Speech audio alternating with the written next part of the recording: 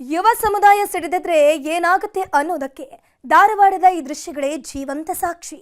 ಸರ್ಕಾರಿ ಕೆಲಸಗಳ ನೇಮಕಾತಿಗಾಗಿ ಸಿಡಿದಿದ್ದ ಜನ್ ಝಿ ಸಮೂಹ ಸರ್ಕಾರವನ್ನೇ ಬೆಕ್ಕಸ ಬೆರಗಾಗಿಸಿದೆ.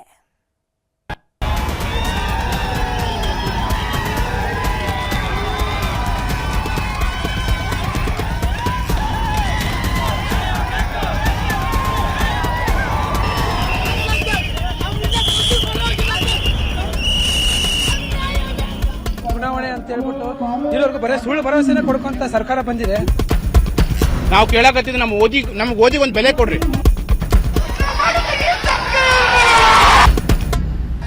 ರಾಜ್ಯ ಸರ್ಕಾರದ ವಿರುದ್ಧ ಇವತ್ತು ಕರ್ನಾಟಕದ ವಿದ್ಯಾಕಾಶಿ ಅಂತಲೇ ಕರೆಸಿಕೊಳ್ಳೋ ಧಾರವಾಡದಲ್ಲಿ ಸ್ಫೋಟವಾದ ಆಕ್ರೋಶ ದೃಶ್ಯಗಳು. 5 ವರ್ಷದಿಂದ ಸರ್ಕಾರಿ ಕೆಲಸಗಳಿಗೆ ಯಾರನ್ನೂ ನೇಮಕಾತಿ ಮಾಡ್ತಿಲ್ಲ. ನಮಗೆ ವಯಸ್ಸಾಗ್ತಿದೆ, ಡಿಗ್ರಿ ಸರ್ಟಿಫಿಕೇಟ್ಗಳಿದ್ರೂ ಕೆಲಸ ಸಿಗ್ತಿಲ್ಲ. ಈಗಲೂ ಮನೆಯವರ ಮುಂದೆ 10 ರೂಪಾಯಿಗೂ ಕೈ ಚಾಚಬೇಕು. ದಯವಿಟ್ಟು ನೇಮಕಾತಿ ಶುರು ಮಾಡಿ ಅನ್ನೋದಷ್ಟೇ ಈ ಯುವಕರ ಒತ್ತಾಯ ಆಗಿತ್ತು. ಎಷ್ಟೋ ಸಲ ಮನವಿ ಮಾಡಿದ್ರು. ಶಾಸಕರು, ಮಂತ್ರಿಗಳು, ಅಧಿಕಾರಿಗಳ ಕಚೇರಿಗಳಿಗೆ ಮನೆ ಬಾಗಿಲಿಗೆ ಅಲೆದಾಡಿದ್ರೂ ಪ್ರಯೋಜನ ಆಗಲಿಲ್ಲ. ಹಾಗಾಗಿನೇ ಇವತ್ತು ಧಾರವಾಡದಲ್ಲಿ ಬೀದಿಗಿಳಿದಿದ್ರು.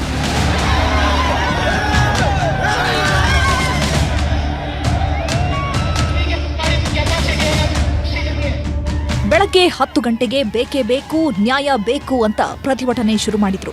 ಮೊದಲು 100, ಆಮೇಲೆ 200, 500ರಷ್ಟಿದ್ದ ಉದ್ಯೋಗಾಕಾಂಕ್ಷಿಗಳ ಸಂಖ್ಯೆ ಹೋಗ್ತಾ ಹೋಗ್ತಾ ಸಾವಿರ ಲೆಕ್ಕದಲ್ಲಿ ಬರೋಕೆ ಶುರು ಮಾಡಿದ್ರು. ಆರಂಭದಲ್ಲಿ ಸಣ್ಣ ಮಟ್ಟದಲ್ಲಿ ಪ್ರತಿಭಟನೆ ಶುರುವಾಯಿತು.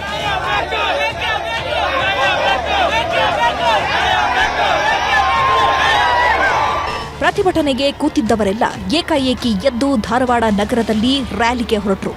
ಪೊಲೀಸರು ಹಾಕಿದ್ದ ಬ್ಯಾರಿಕೇಡ್ಗಳನ್ನು ತಳ್ಳಿ ಎಲ್ಲಂದರಲ್ಲಿ ನುಗ್ಗಿದ್ರು. ಕರ್ನಾಟಕದ ಜನ್ ಝಿ ಸಮೂಹದ ಆಕ್ರೋಶ ನೋಡಿ ಪೊಲೀಸರೇ ಒಂದು ಕ್ಷಣ ಅವಕ್ಕಾಗಿ ಹೋದ್ರು.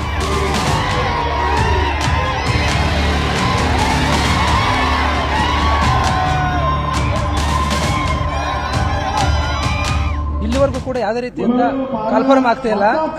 ಇದು ಒಳ ಮೀಸಲಾತಿ ಅಂತ ಚುನಾವಣೆ ಅಂತ ಹೇಳ್ಬಿಟ್ಟು ಇರೋರ್ಗು ಬರೀ ಸುಳ್ಳು ಭರವಸೆನೇ ಕೊಡ್ಕೊಂತ ಸರ್ಕಾರ ಬಂದಿದೆ. ಆಲ್ರೆಡಿ ನಮ್ದು ಏಜ್ ಎಲ್ಲ ಮೀರೋಗಿದೆ ಸರ್. ಇವಾಗ ಕರೆದ್ರೆ ಕೂಡ ನಮ್ಗೇನೋ ಎಲಿಜಿಬಲ್ ಇದೀವಿ. ಇನ್ನೂ ಒಂದು 2 ವರ್ಷ ಬಿಟ್ಟು ಕರೆದ್ರೆ ಕೂಡ ಯಾವುದೇ ರೀತಿಯಿಂದ ಇವ್ರು 5 ವರ್ಷ ಕೊಟ್ಟರು ಕೂಡ ನಮ್ಗೆ ಏಜ್ ಬರಲ್ಲ ಸರ್. ಕರ್ನಾಟಕವನ್ನ ಮತ್ತೊಂದು ನೇಪಾಳ ಮಾಡೋಕೆ ಇಷ್ಟವಿಲ್ಲ ಅಂತಾನೆ ಕರ್ನಾಟಕದ ಜನ್ ಝಿ ಹೋರಾಟವನ್ನ ತೀವ್ರಗೊಳಿಸಿದ್ರು. ಇದೇ ಪ್ರತಿಭಟನಾ ರ್ಯಾಲಿಗೆ ಶಾಸಕ ಅರವಿಂದ್ ಬೆಲ್ಲದ್, ಛಲವಾದಿ ನಾರಾಯಣ ಸ್ವಾಮಿ ಬಂದ್ರು. ಸ್ವಲ್ಪ ಹೊತ್ತಾದ್ಮೇಲೆ ವಿಧಾನಸಭೆ ವಿಪಕ್ಷ ನಾಯಕ ಆರ್ ಅಶೋಕ್ ಕೂಡ ಬಂದ್ರು. ಆದ್ರೆ ಬಿಜೆಪಿಯವರಿಗೂ ಸಿಕ್ಕಿದ್ದು ಧಿಕ್ಕಾರದ ಸುರಿಮಳೆ, ಗೋ ಬ್ಯಾಕ್ ಘೋಷಣೆಗಳು. ಆದ್ರೆ ಆರ್ ಅಶೋಕ್ ಭಾರತ್ ಮಾತಾ ಕಿ ಜೈ ಅಂತ ಕೂಗಿ ಸುಮ್ಮನಿರಿಸಿದ್ರು.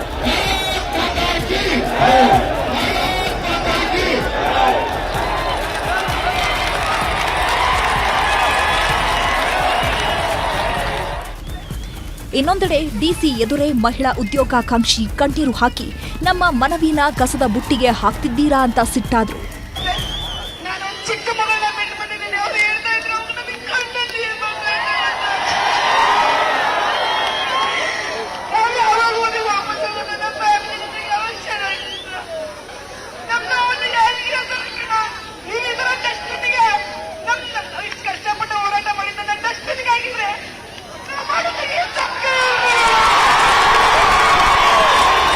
ಕೊನೆಗೆ ಜಿಲ್ಲಾಧಿಕಾರಿಗಳು, ಕಮಿಷನರ್ ಎದುರೇ ಗೆಲ್ಲೋವರೆಗೂ ಹೋರಾಟ ಅನ್ನೋ ಘೋಷಣೆಗಳು ಮೊಳಗಿದ್ವು.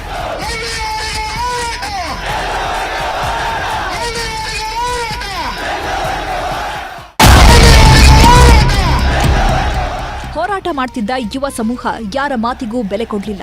ಆಗ ಕಮಿಷನರ್ ಶಶಿಕುಮಾರ್ ಹೋರಾಟದ ನೇತೃತ್ವ ವಹಿಸಿದ್ದ ಕಾಂತರಾಜುಗೆ ಎಲ್ಲರ ಎದುರೇ ಎಚ್ಚರಿಕೆ ಕೊಟ್ರು. ಆಗ್ಲೂ ಬಗ್ಗಲಿಲ್ಲ.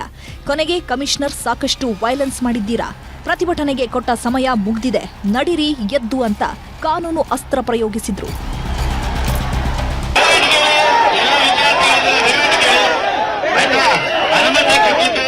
ಸಾಕಷ್ಟು ವೈಲೇಷನ್ಸ್ ಆಗಿದೆ, ಅದರ ಜೊತೆಗೆ ಸಮಯನೂ ಮುಗ್ದಿದೆ. ಭೇಟಿ ಮಾಡಿದರೆ ಎಲ್ಲ ಸಂಯಮದಿಂದ ಶಾಂತಿಯುತವಾಗಿ ವಾಪಸ್ ಆಗಿ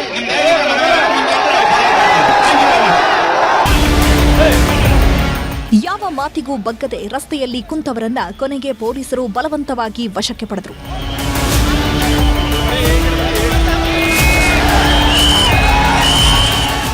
ಇಷ್ಟೆಲ್ಲದರ ಮಧ್ಯೆ ಉದ್ಯೋಗಾಕಾಂಕ್ಷಿಗಳ ಹೋರಾಟದ ವಿಷಯದಲ್ಲೂ ಕಾಂಗ್ರೆಸ್ ಬಿಜೆಪಿ ಜೆಡಿಎಸ್ನವರ ಮಧ್ಯೆ ರಾಜಕೀಯ ರಾಡಿನೂ ಜೋರಾಗಿತ್ತು.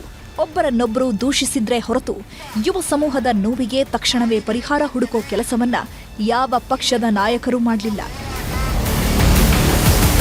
ರಾಜ್ಯದಲ್ಲಿ ಸುಮಾರು 2.5 ಲಕ್ಷಕ್ಕೂ ಹೆಚ್ಚು ಸರ್ಕಾರಿ ಉದ್ಯೋಗ ಖಾಲಿ ಇದೆ. ಈಗಾಗಲೇ ಫೈನಾನ್ಸ್ ಡಿಪಾರ್ಟ್ಮೆಂಟ್ ಅವರು ಸುಮಾರು 65,000 ಹುದ್ದೆಯನ್ನು ಫಿಲ್ಅಪ್ ಮಾಡಿ ಅಂತ ಆದೇಶ ಕೊಟ್ಟು 6 ತಿಂಗಳಾಯಿತು. ಇನ್ನು ಒಂದೇ ಒಂದು ಉದ್ಯೋಗಕ್ಕೂ ಕೂಡ ಇಂಟರ್ವ್ಯೂ ಕರೆದಿಲ್ಲ. ಅವ್ರ್ಯಾಕೆ ಮಾಡಲಿಲ್ಲ? ನಾವು ಮಾಡ್ತಾ ಇದ್ದೀವಿ. ಅದಕ್ಕೆ ಉದ್ಯೋಗಕ್ಕೆ ಭಾಳ ತೊಂದರೆ ಇದೆ ಅಂತಲೇ ಅವ್ರಿಗೆಲ್ಲ 3 ಸಾವಿರ ಕೊಡ್ತಾ ಇರೋದು. ಈಗೆಲ್ಲ ಕರಿತಾ ಇದ್ದೀವಿ.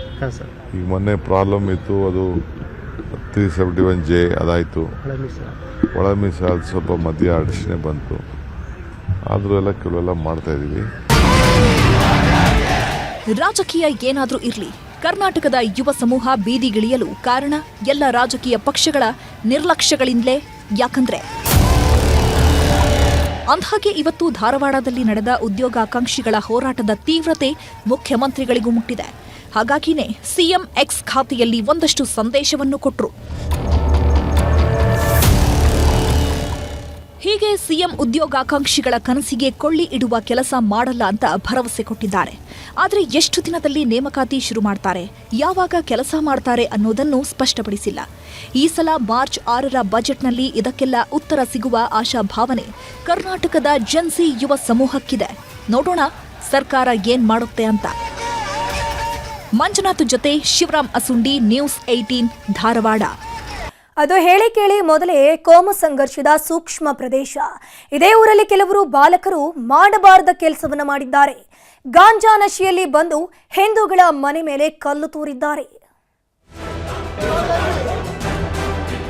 7 ಜನ ಬೈಕಲ್ಲಿ ಬಂದು ಕಲ್ಲು ಮನೆ ಮೇಲೆ ಕಲ್ಲು ತೂರಾಟ, ಹೊತ್ತಿದ ಗೋಮಿನ ಕಿಚ್ಚು. ಗಾಂಜಾ ನಶೆ, ಅಪ್ರಾಪ್ತರ ಅಟ್ಟಹಾಸ, ಧರ್ಮದ ಸಮರ. ಶಿವಮೊಗ್ಗದಲ್ಲಿ ಅಪ್ರಾಪ್ತನ ಕಗ್ಗೋಲೆಯ ಕಿಚ್ಚು ಹೊತ್ತಿ ಉರಿದಿದೆ. ಇದೇ ಹೊತ್ತಲ್ಲೇ ಈಗ ಉತ್ತರ ಕನ್ನಡ ಜಿಲ್ಲೆಯಲ್ಲೂ ಧರ್ಮದ ಜ್ವಾಲೆ ಆವರಿಸಿದೆ. ಅಪ್ರಾಪ್ತರ ಅಟ್ಟಹಾಸಕ್ಕೆ ಧರ್ಮದ ನಂಜು ಬೆಸೆದುಕೊಂಡಿದ್ದು ಊರಿಗೆ ಊರೇ ಬೂದಿ ಮುಚ್ಚಿದ ಕೆಂಡದಂತಾಗಿದೆ. ಮುಖದ ಮೇಲೆ ಇನ್ನೂ ಸರಿಯಾಗಿ ಮೀಸೆ ಮೂಡಿಲ್ಲ. ಅಷ್ಟರಲ್ಲೇ ಗಾಂಜಾ ಏರಿಸಿಕೊಂಡು ಹಾದಿ ಬೀದಿಯಲ್ಲಿ ಅಟ್ಟಹಾಸವನ್ನ ಶುರು ಮಾಡಿದ್ದಾರೆ. ಕತ್ತಲ ರಾತ್ರಿಯಲ್ಲಿ ಬಂದವರು ಹಿಂದೂಗಳ ಮನೆ ಮೇಲೆ ಕಲ್ಲು ತೂರಿದ್ದಾರೆ. ಇದೇ ಈಗ ತಣ್ಣಗಿದ್ದಂಥ ಉತ್ತರ ಕನ್ನಡ ಜಿಲ್ಲೆಯನ್ನ ಉದ್ವಿಗ್ನ ಪರಿಸ್ಥಿತಿಗೆ ತಂದು ನಿಲ್ಲಿಸಿದೆ. ಕರಾವಳಿ ಅಂದ್ರೇನೆ ಕೋಮು ಸೂಕ್ಷ್ಮ ಪ್ರದೇಶ. ಮಲೆನಾಡು ಶಿವಮೊಗ್ಗದಿಂದ ಹಿಡಿದು ಉತ್ತರ ಕನ್ನಡ ಹಾಗೂ ಮಂಗಳೂರಿನವರೆಗೂ ತುಂಬಾನೇ ಎಚ್ಚರಿಕೆಯಿಂದ ಇರಬೇಕು. ಸಣ್ಣದೊಂದು ಕಿಡಿ ಹೊತ್ತಿದ್ರೂ ನಡೆಯಬಾರದ ಘಟನೆಗಳೇ ನಡೆದು ಹೋಗ್ತವೆ. ಅಂಥದ್ರಲ್ಲಿ 7 ಮಂದಿ ಅಪ್ರಾಪ್ತರು ಮಾಡಿದ ಎಡವಟ್ಟು ಶಾಂತವಾಗಿದ್ದ ಮುರುಡೇಶ್ವರವನ್ನ ಬೂದಿ ಮುಚ್ಚಿದ ಕೆಂಡದಂತೆ ಮಾಡಿದೆ. ನಿನ್ನೆ ರಾತ್ರಿವರೆಗೂ ಭಟ್ಕಳ ತಾಲೂಕಿನ ಬೈಲೂರು ಶಾಂತವಾಗಿತ್ತು. ನಿದ್ದೆಗೆ ಜಾರುವ ಹೊತ್ತಲ್ಲಿ ಬೈಕ್ನಲ್ಲಿ ಬಂದಂತ ಅನ್ಯ ಕೋಮಿನ ಯುವಕರು ಕಿರಿಕ್ ಶುರು ಮಾಡಿದ್ದಾರೆ. ಏಕಾಏಕಿ ಹಿಂದೂಗಳ ಮನೆಗಳ ಮೇಲೆ ಮನಸ್ಸೋ ಇಚ್ಛೆ ಕಲ್ಲು ತೂರಾಟವನ್ನ ಮಾಡಿದ್ದಾರೆ. ಮೊದಲೇ ಗಾಂಜಾ ನಶೆಯಲ್ಲಿದ್ದರಿಂದ ಏನ್ ಮಾಡ್ತಾ ಇದ್ದೇವೆ ಅನ್ನೋದರ ಪರಿವೇ ಇರಲಿಲ್ಲ. ಒಮ್ಮೆಲೆ ಕಲ್ಲುಗಳು ಬಂದು ಬೀಳೋದಕ್ಕೆ ಶುರುವಾಗ್ತಾ ಇದ್ದಂತೆ ಕುಟುಂಬಸ್ಥರು ಬೆಚ್ಚಿ ಬಿದ್ದಿದ್ದಾರೆ. ಕೂಡಲೇ ಸ್ಥಳೀಯರ ಜೊತೆ ಪೊಲೀಸರಿಗೆ ಮಾಹಿತಿಯನ್ನು ಕೊಟ್ಟಿದ್ದಾರೆ. ಊರಿನವರು ಸುತ್ತುವರಿತಾ ಇದ್ದಂತೆ 2 ಕಿಡಿಗೇಡಿಗಳು ಅಲ್ಲೇ ಲಾಕ್ ಆಗಿದ್ದಾರೆ. ದುಷ್ಕರ್ಮಿಗಳನ್ನ ಹಿಡಿದು ಪೊಲೀಸರಿಗೆ ಒಪ್ಪಿಸಿದ್ದಾರೆ. ಅನ್ಯ ಕೋಮಿನ ಒಂದಿಷ್ಟು ಯುವಕರು ದ್ವಿಚಕ್ರ ವಾಹನದಲ್ಲಿ ತೆರಳಿ ಅಲ್ಲಿರುವಂತಹ ಕೆಲವು ಮನೆಗಳಿಗೆ ಕಲ್ಲೆಸೆದು ಬಂದಿರುವಂತಹ ಘಟನೆ ನಡೆದಿದೆ. ಇಬ್ಬರನ್ನ ವಶಕ್ಕೆ ಪಡೆದ ಮುರುಡೇಶ್ವರ ಪೊಲೀಸರು ತನಿಖೆಯನ್ನ ಚುರುಕುಗೊಳಿಸಿದ್ದಾರೆ. ಹೀಗಾಗಿ ಇಬ್ಬರ ಜೊತೆಗೆ ಇನ್ನೂ 5 ಲಾಕ್ ಆಗಿದ್ದಾರೆ. ಎಲ್ಲರೂ ಅನ್ಯ ಕೋಮಿನವರಾಗಿದ್ದು ಅಪ್ರಾಪ್ತರು ಅನ್ನೋದು ಗೊತ್ತಾಗಿದೆ. ಪ್ರಾಥಮಿಕ ಪರೀಕ್ಷೆಯಲ್ಲಿ ಬಾಲಕರೆಲ್ಲ ಗಾಂಜಾ ಸೇವಿಸಿದ್ದು ದೃಢಪಟ್ಟಿದೆ. 7 ಜನ ಹುಡುಗರು 3 ಬೈಕಲ್ಲಿ ಬಂದು ಕಲ್ಲು ಮಾಡಿರ್ತಾರೆ. ಒಂದು ಪ್ರಕರಣ ನೀಡಿರ್ತಾರೆ FIR ಅಲ್ಲಿ. ಭಟ್ಕಳ ಅಂದ್ರೇನೆ ಸೂಕ್ಷ್ಮ ಪ್ರದೇಶ. ಈ ಜಾಗದಲ್ಲಿ ಕೆಲ ವರ್ಷದಿಂದ ಯಾವುದೇ ಅಹಿತಕರ ಘಟನೆಗಳು ನಡೆದಿಲ್ಲ. ಆದ್ರೀಗ ಇಂಥ ಜಾಗದಲ್ಲೇ ಕೆಲವರು ಮಾಡಿರುವಂತ ಕಿಡಿಗೇಡಿ ಕೃತ್ಯ ಎಲ್ಲರ ನಿದ್ದೆಗೆಡಿಸುವಂತೆ ಮಾಡಿದೆ. ದರ್ಶನ್ ನಾಯ್ಕ್, ನ್ಯೂಸ್ 18 ಕಾರವಾರ. ಕೊಪ್ಪಳದ 20 ಹಳ್ಳಿ ಜನರಿಗೆ ಕಾರ್ಖಾನೆಗಳೇ ಕಂಟಕವಾಗಿ ಕಾಡ್ತಿದೆ. ಹೀಗಾಗಿ ಕಾರ್ಖಾನೆಗಳ ವಿಸ್ತರಣೆ ಬೇಡ ಅಂದ್ರೂ ಆದೇಶವನ್ನ ಹಿಂಪಡಿತಿಲ್ಲ. ಇದರಿಂದ ಸಿಟ್ಟಿಗೆದ್ದ ಜನ ಇಡೀ ಕೊಪ್ಪಳವನ್ನೇ ಬಂದ್ ಮಾಡಿದ್ದಾರೆ.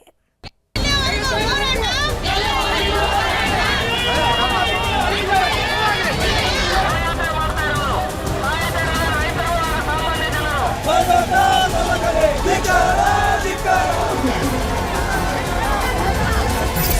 ಕೊಪ್ಪಳ ತಾಲೂಕಿನ ಜನ ಇವತ್ತು ಅಕ್ಷರಶಃ ಸಿಡಿದೆದ್ದಿದ್ರು. ಯಾಕಂದ್ರೆ ಅಭಿವೃದ್ಧಿ ಹೆಸರಲ್ಲಿ ತಲೆ ಎತ್ತಿರೋ ಕಾರ್ಖಾನೆಗಳೇ ಇವರ ಪಾಲಿಗೆ ಕಂಟಕವಾಗಿ ಕಾಡೋದಕ್ಕೆ ಶುರುವಾಗಿವೆ. ಸ್ವಚ್ಛಂದದ ಗಾಳಿ ಸಿಗ್ತಿಲ್ಲ, ಶುದ್ಧ ಕುಡಿಯೋ ನೀರಿಲ್ಲ, ಯಾರಿಗೆ ಯಾವ ಕಾಯಿಲೆ ಬರುತ್ತೋ ಗೊತ್ತಾಗ್ತಿಲ್ಲ. ಹೀಗಾಗಿ ಜೀವ ಕೈಯಲ್ಲಿ ಹಿಡ್ಕೊಂಡಿರೋ 20 ಹಳ್ಳಿಯ ಜನ ಇವತ್ತು ಕಾದ ಕುಲುಮೆಯಂತಾಗಿದ್ರು. ಕಳೆದೊಂದು ವರ್ಷದಿಂದ ಅದೆಷ್ಟೋ ಮನವಿ ಮಾಡಿದ್ರೂ ಕಣ್ಣೆತ್ತಿ ನೋಡದ ಸರ್ಕಾರದ ವಿರುದ್ಧ ಬೀದಿಗಿಳಿದಿದ್ದಾರೆ. ಜನರೊಚ್ಚಿಗೆದ್ರೆ ಏನಾಗುತ್ತೆ ಅನ್ನೋದನ್ನ ತೋರಿಸಿಕೊಟ್ಟಿದ್ದಾರೆ.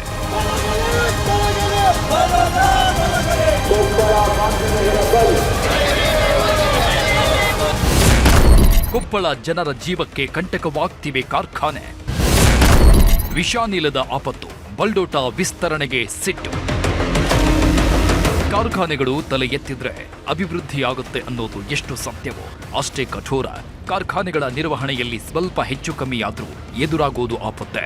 ಈಗ ಕೊಪ್ಪಳದಲ್ಲಿ ಆಗ್ತಿರೋದು ಇದೆ. ಕೊಪ್ಪಳ ತಾಲೂಕಿನಲ್ಲಿ ಬರೋಬ್ಬರಿ 23 ಕಾರ್ಖಾನೆಗಳಿವೆ. ಅವೇ ಈಗ ಕಂಟಕವಾಗಿ ಕಾಡುವುದಕ್ಕೆ ಶುರುವಾಗಿವೆ. ಕಾರ್ಖಾನೆಗಳಿಂದ ಹೊರಬರ್ತಿರೋ ವಿಷಾನಿಲ ಹಾಗೂ ಧೂಳಿನಿಂದ 20 ಹಳ್ಳಿಗಳ ಜನ ಕಂಗಾಲಾಗಿ ಹೋಗಿದ್ದಾರೆ. ಅದರಲ್ಲೂ ಕಳೆದ ವರ್ಷ ಬಲ್ಡೋಟ ಕಂಪನಿ ವಿಸ್ತರಣೆಗೆ ರಾಜ್ಯ ಸರ್ಕಾರ ಒಪ್ಪಿಗೆ ಕೊಟ್ಟಿತ್ತು. ಇದು ಇಲ್ಲಿನ ಜನರ ಕೋಪ ನೆತ್ತಿಗೇರಿತ್ತು.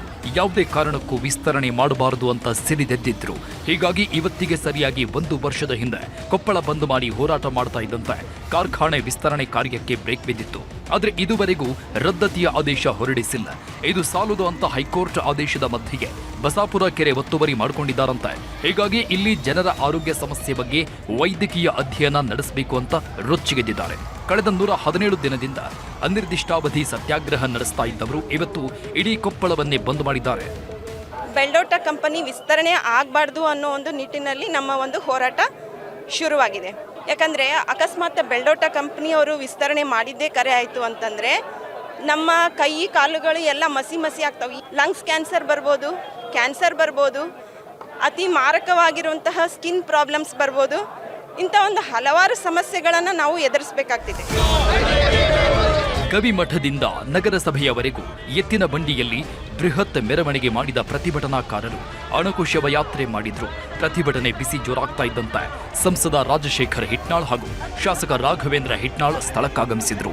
ಈ ವೇಳೆ ರೊಚ್ಚಿಗೆದ್ದ ಜನ ಮೊದಲು ವೇದಿಕೆ ಬಿಟ್ಟು ಕೆಳಗಿಳಿರಿ, ಇಲ್ಲಿಂದ ಹೊರಟು ಹೋಗಿ ಅಂತ ಕ್ಲಾಸ್ ತಗೊಂಡಿದ್ದಾರೆ.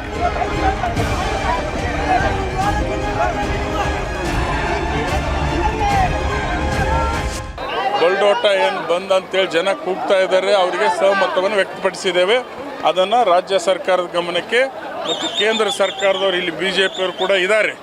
ಕೇಂದ್ರ ಸರ್ಕಾರದ ಗಮನಕ್ಕೆ ಅವರು ಕೂಡ ತರ್ತಕ್ಕಂಥ ಕೆಲಸ ಮಾಡಿ ಜನರಿಗೆ ಆರೋಗ್ಯದ ರಕ್ಷಣೆಗೆ ನಾವು ನಿಲ್ತೇವೆ ಅಂತಕ್ಕಂಥ ಮಾತು ಹೇಳಿ. ಕಾರ್ಖಾನೆಗಳಿಂದ ಅಭಿವೃದ್ಧಿ ಆಗುತ್ತೆ, ಜನರಿಗೆ ಕೆಲಸವೂ ಸಿಗುತ್ತೆ. ಆದರೆ ಹಣ ಆಸೆಗೆ ನಿರ್ಲಕ್ಷ್ಯ ವಹಿಸಿದ್ರೆ ಜನರ ಜೀವವನ್ನೇ ತೆಗೆಯುವ ಸಾವಿನ ಕೂಪಗಳಾಗ್ತವೆ. ಇದೇ ಈಗ ಕೊಪ್ಪಳ ಜನರ ಆತಂಕಕ್ಕೆ ಕಾರಣ ಆಗಿದ್ದು. ಶರಣಪ್ಪ ಬಾಚಲಾಪುರ, ನ್ಯೂಸ್ 18 ಕೊಪ್ಪಳ. ಆ ಹೆಣ್ಮಗಳು 2ನೇ ಮಗುವಿನ ಕನಸನ್ನ ಕಾಣ್ತಿದ್ಲು. ಆಸ್ಪತ್ರೆಗೆ ದಾಖಲಾದ ಕೆಲವೇ ಹೊತ್ತಲ್ಲಿ ನಾರ್ಮಲ್ ಡೆಲಿವರಿಯೂ ಆಗಿತ್ತು. ಆದರೆ ಅದಾದ್ಮೇಲೆ ಶುರುವಾದ ರಕ್ತಸ್ರಾವ ಹೆಣ್ಮಗಳ ಜೀವವನ್ನೇ ಬಲಿ ಪಡೆದಿದೆ. ಕನಸು ಬಿತ್ತಿದ್ದ ಭಗವಂತ ಕರುಳ ಕುಡಿಗೆ ಉಸಿರು ಕೊಟ್ಟ ಮರುಕ್ಷಣವೇ ಕೊಳ್ಳಿ ಇಟ್ಟಿದ್ದಾನೆ. ಮಡಿಲು ತುಂಬಿದ ಖುಷಿಯಲ್ಲಿದ್ದವಳ ಬಾಳಲ್ಲಿ ಸಾವಿನ ಆಟ ಆಡಿದ್ದಾನೆ. ವೈದ್ಯರ ನಿರ್ಲಕ್ಷ್ಯವೋ ಅಥವಾ ವಿಧಿಯ ಮೋಸದಾಟವೋ ಗೊತ್ತಿಲ್ಲ. 10 ಕನಸು ಕಟ್ಕೊಂಡಿದ್ದವಳು ಹೆರಿಗೆಯಾದ ಕೆಲವೇ ಹೊತ್ತಲ್ಲಿ ಉಸಿರು ಚೆಲ್ಲಿದ್ದಾಳೆ. ಪತ್ನಿಯನ್ನ ಕಳ್ಕೊಂಡ ಗಂಡ ರಸ್ತೆಯಲ್ಲಿ ಹೊರಳಾಡಿ ಕಣ್ಣೀರಿಡ್ತಿದ್ದಾನೆ.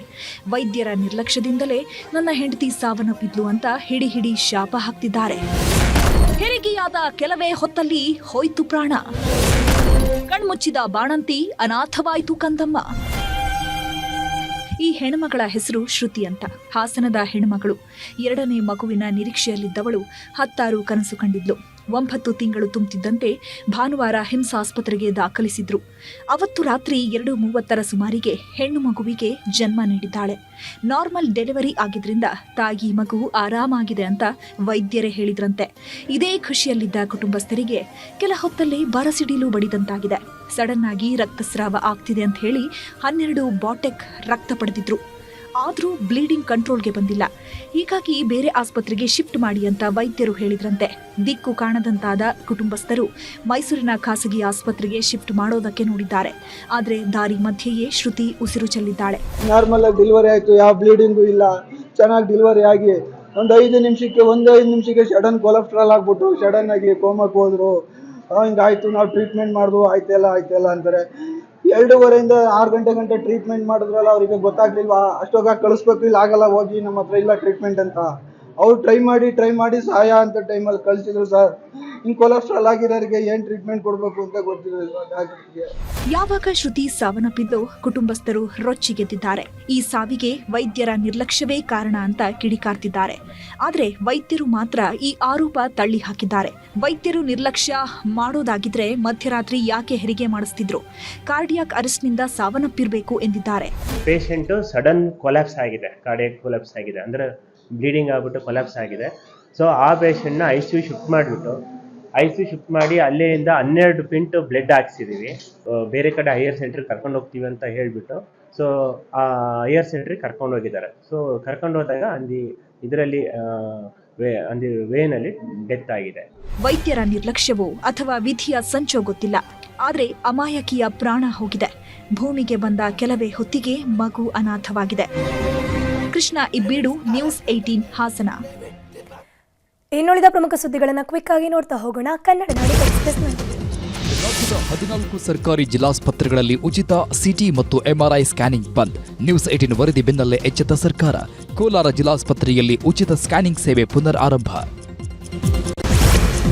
ಬೆಂಗಳೂರಿನ ಜೆಪಿ ನಗರದ ಡಾಲರ್ಸ್ ಕಾಲೋನಿಯಲ್ಲಿ ಪುಂಡರ ವೀಲಿಂಗ್. ಶಾಲಾ ಮಕ್ಕಳು ಓಡಾಡುವ ಜಾಗದಲ್ಲಿ ಕಿಡಿಗೇಡಿಗಳ ಹುಚ್ಚಾಟ. ಪುಂಡರ ಪುಂಡಾಟಕ್ಕೆ ಬ್ರೇಕ್ ಹಾಕುವಂತೆ ಮನವಿ.